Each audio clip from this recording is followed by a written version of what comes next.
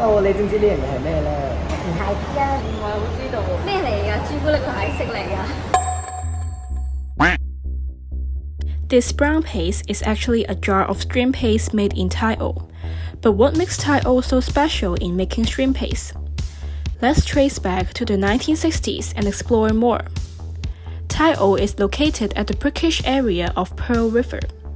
Due to the excellent water quality and richness of krills and fish in the Thai-O sea water, many fishermen were attracted to develop the fishery industry in Thai-O. Then you may ask, before the 1960s, how would the fishermen handle such a large catch of krills? The answer is salt. Since Thai-O is also famous for its salt field, fishermen would use salt to preserve krills and make different seafood products like shrimp paste.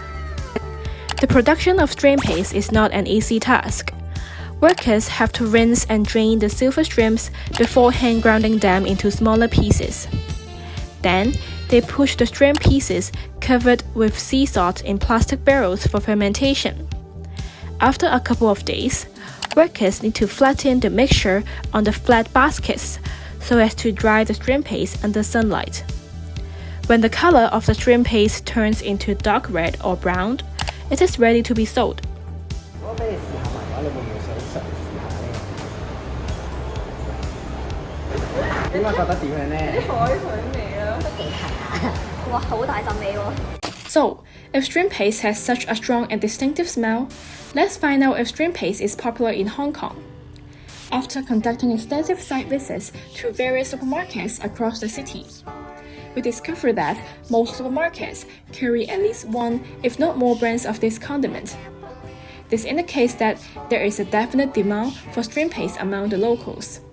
After all, where there is demand, there is supply. However, an interesting question arises.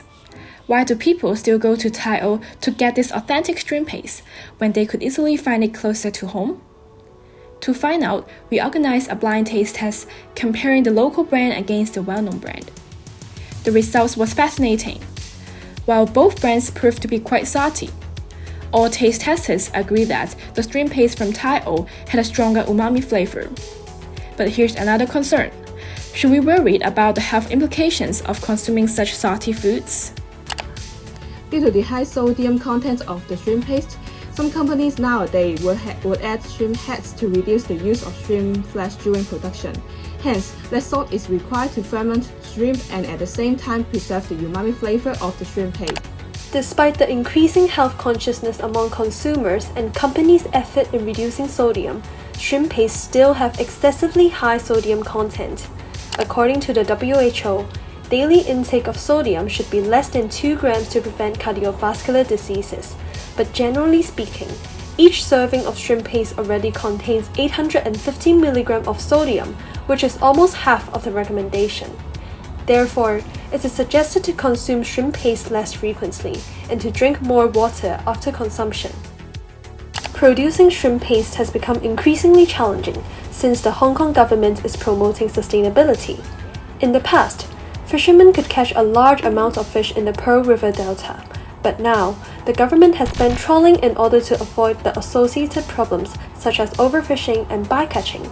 This makes it difficult for fishermen to reach the catch volume for making shrimp paste, so they shift the production line from Hong Kong to China. We've interviewed Mr. Zheng, the owner of Cheng Choi Key, on this issue. 本地蝦咧係佔少數嘅而家，咁我哋咧東南亞同埋國內都好多支援我哋嘅原材料咯嚇。我哋會派我哋嘅合作伙伴咧，咁啊四圍去收嗰啲蝦，咁跟住做咗一個前期工作，跟住咧我哋就會繼續我哋後期工作就係大去做啦嚇。始終我哋都要保住我哋嘅做嗰個文化嘅程序嚇，食品嘅程序喺大陸。 The aroma of shrimp paste represents its century-long history and the diminishing fisherman culture of Hong Kong. But our society is losing this authentic food culture with the increasing emphasis on environmental protection and human health advocacy, while these two elements are essential for achieving sustainable development. Yet, with the constantly evolving technology, it is hopeful to come up with plans that are sustainable for our ecosystem and human health for conserving this intangible cultural heritage.